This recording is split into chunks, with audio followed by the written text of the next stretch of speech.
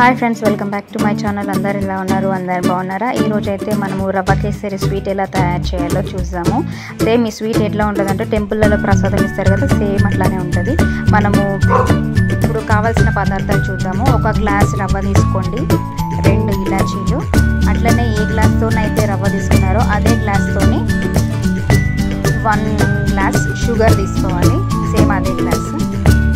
ఆ తర్వాత అదే గ్లాస్తోని 3 గ్లాసులు నీళ్ళు తీసుకోవాలి. నీళ్ళు తీసుకొని అది బాగా వేడి చేసుకోవాలి.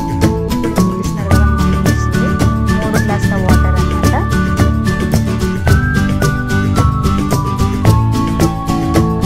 వాటర్ తర్వాత మనకి కాజు పప్పు కూడా తీసుకోవాలి, కిస్మిస్ కూడా తీసుకోవాలి. కిస్మిస్ అవైలబుల్గా లేకపోతే కాజు తీసుకోవాలి. ఒక ప్యాన్ పెట్టుకొని దాంట్లో మనము ఒక 2 or 3 టేబుల్ స్పూన్స్ అయితే నెయ్యి వేసుకోవాలి.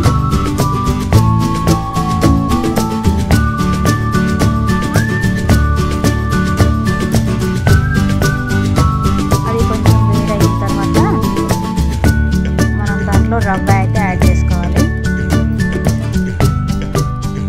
మీరు వీడియోస్ చూస్తున్నారు కానీ ఎవరు లైక్ చేయట్లేదు. లైక్ చేయండి, చూస్తున్నట్టు కాదు, మాకు లైక్ చేయడం ద్వారా తెలుస్తుంది ఎవరెవరు చూస్తున్నారు అనేది. లైక్ చేసి మా ఛానల్ని సబ్స్క్రైబ్ చేసి కొంచెం సపోర్ట్ చేయండి. అదే ఇప్పుడు కడాయిలో అది వేసుకున్నాం కదా నెయ్యి, దాంట్లో కాజుపప్పు అయితే వేసుకొని ఫ్రై చేసుకోవాలి. కొంచెం దూరగా వేయించుకోవాలి. కొంచెం బ్రౌనిష్ కలర్ వచ్చిన తర్వాత దాన్ని మనం తీసేసి ఒక గిన్నెలో అయితే పక్కన వేసుకోవాలి.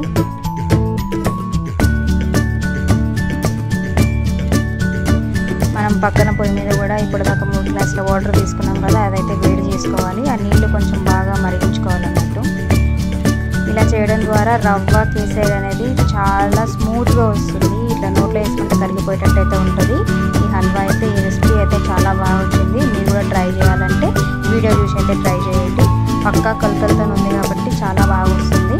ఇప్పుడు నెయ్యిలో అయితే రవ్వనైతే బాగా వేయించుకోవాలి. ఆ రవ్వ కూడా కొంచెం బ్రౌన్ కలర్ వచ్చేటట్లు మనము బాగా ఫ్రై చేసుకోవాలి.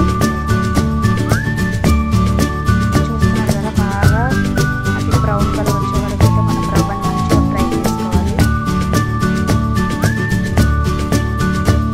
ఆ రవ్వ కొంచెం బాగా ఫ్రై అయ్యే వరకు మనం 2 ఇలాచీలు అయితే మంచిగా పొడి వచ్చేలాగా దంచుకోవాలి.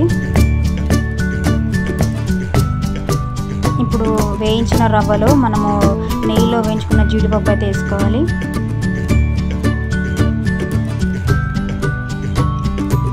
దాని తర్వాత ఒక గ్లాస్ చక్కెర, దీన్ని కూడా మంచిగా ఆ రవ్వలో మంచిగా మిక్స్ అయ్యేటట్టు అయితే బాగా కలుపుకోవాలి ఆ చక్కెరని మొత్తం. ఈ పక్కా కొలతలతో చేసి అది స్వీట్ ఎట్లా వచ్చిందో మాకు కామెంట్ బాక్స్లో అయితే చెప్పండి. ఇప్పుడు చూస్తున్నారు కదా, మనము పక్కన వేడి చేసుకున్నాం కదా వాటర్, 3 గ్లాస్ ఆఫ్ వాటర్, అదైతే మనం ఈ రవ్వలో యాడ్ చేసుకుని అయితే బాగా కలుపుకోవాలి. ఒకటేసారి అయితే పోయకండి, అది మీద చుట్టేస్తుంది. అది కొంచెం కొంచెం వేసుకుంటే దాన్ని అయితే బాగా కలుపుకోవాలి.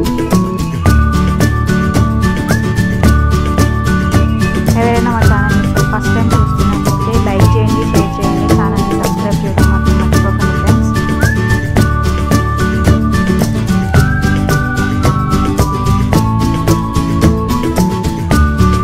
సో ఈ విధంగా కలుపుకున్న తర్వాత దీన్ని అయితే మనము మూత అయితే పెట్టేసుకుంటాము.